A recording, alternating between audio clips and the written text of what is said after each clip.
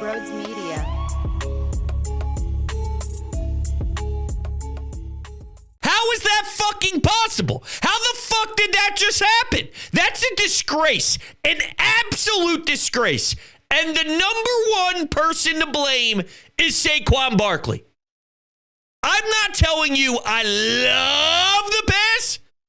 I probably would have played it safer myself and allowed the clock to run, burn off time, so Kirk Cousins loses what? 40 more seconds? And who knows? The way this thing played out, the Falcons still could have potentially went all the way down the field and picked you apart. I'm not necessarily sure, but I'd be willing to take the chances with a bunch of time milked off the clock. With that said, though, the play design worked. Jalen put it right where it needed to be. And your superstar back, who got paid a ton of money, was not focused enough to actually complete the catch. That's an issue. That's where things went wrong. Saquon Barkley. I can't believe it! I have so much written down here. The good, the bad, the ugly. I had a perfect way that I wanted to do this show. Jalen and his legs. He looked like a runner again. A powerful runner with some actual jump in his step. Knowing how wacky Sunday was, with the Raiders beating Baltimore in Baltimore, you had the New Orleans Saints going on the road, spanking the Cowboys and bending them over. Tampa Bay in Detroit, the Vikings over the San Francisco 49ers. So to escape with a win, if they were to win 18-15, 21-15, whatever the finish would have been, it wouldn't have been the sexiest look in the world, and it definitely didn't play out in a beautiful, crisp way. But knowing it could be bonkers, I would have taken it. And instead, we're experiencing something very similar to what happened out in Seattle last season. And guess what? That's when things were rough. And Nick Sirianni is now going to have to take his team into New Orleans to have a response, because it can get ugly quickly. This isn't just an A.J. Brown returns and everything saved thing, because take a look at this pass rush. They stink. Bryce Huff stinks. Nolan Smith stinks. Do you know who your most effective guy on the line was today? Eye test. Thomas Booker. Do you know who the hell Thomas Booker is? My God. I remember watching him in preseason going, hey, that was a nice play. He should not be making the biggest impact out there. And whenever Brandon Graham did get to the quarterback, oh, of course, there was a holding on someone in the secondary. They can't get to Kirk Cousins. And guess what? Kirk Cousins will make enough plays. And this is Kirk Cousins, who could barely move. It doesn't help when Bijan Robinson can run through everybody. They can't tackle. They can't stop the run. There's real legitimate issues on the defensive side of the ball, and specifically in the trenches. They're a mess. They don't have enough talent to legitimately compete. That's a big takeaway for me. So, Howie, I don't know what you got to do to get Joe Douglas to tell his little friend, Hassan Reddick, that he'll, have an opportunity to play elsewhere back in Philadelphia. I don't know what it's going to take, but go get somebody now, because you can't sit on your hands. They don't create any sort of chaos. Can't win like this. Can't win like this. Milton Williams had a nice sack. That he did. Bryce Huff gets paid a ton of money. It's unbelievable. So the real question becomes, who's to blame from the coaching staff angle?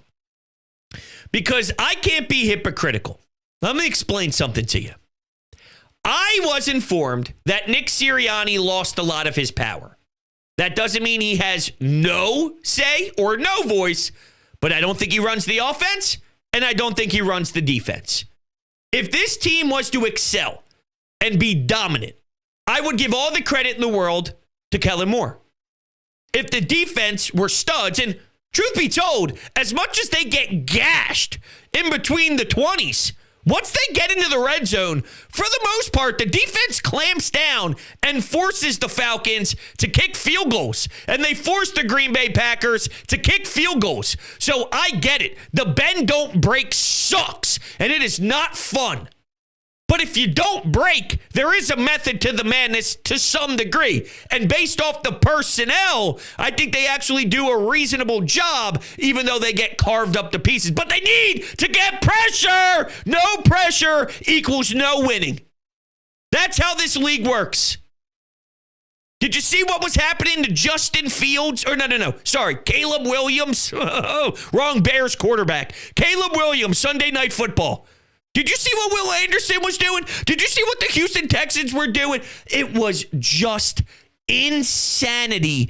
Every snap, nonstop, a swarm of guys. And I get it. Yes, you could technically maybe try to enhance the pressure by throwing more bodies out there and maybe trying to blitz and this and that. But I don't think you have the personnel to do any of that.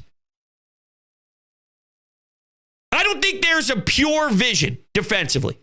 Hell, the guy that Howie Roseman brought in to be one of these linebackers is healthy and can't even dress.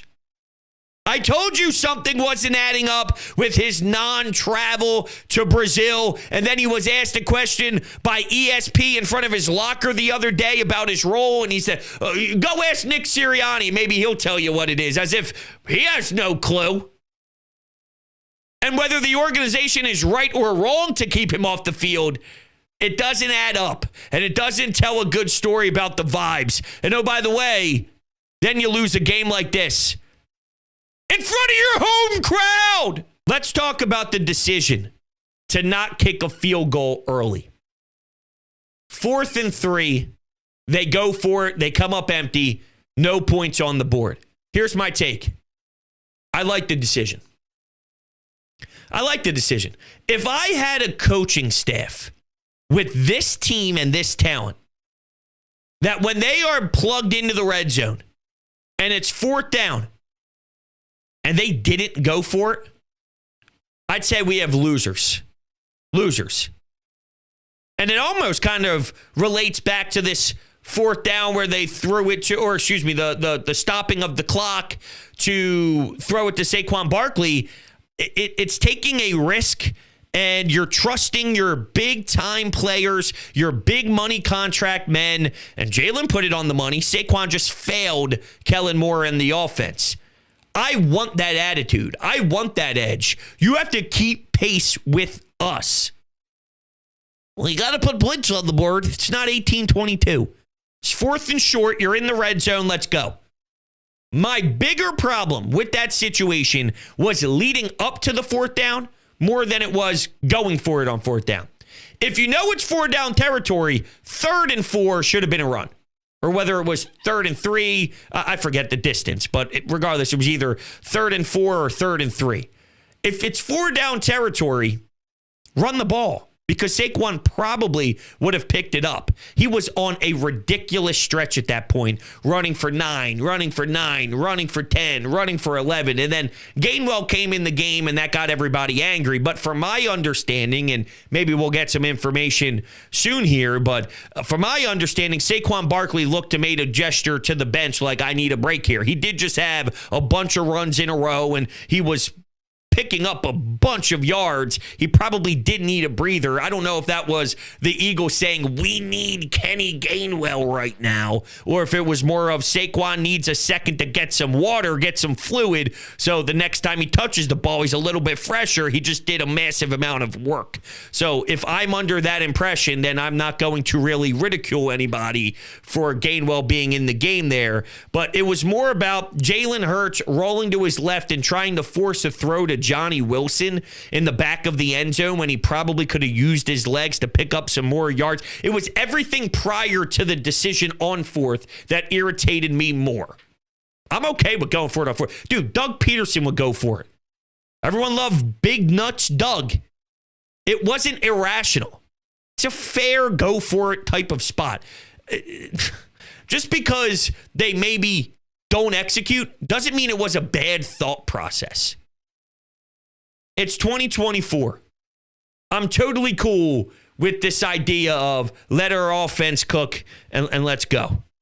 Especially because, as you see, what's the stronger part of this team? It's not the defense. It's not the pass rush. Even with the ugliness, the identity of this team is you are going to win because of your offense.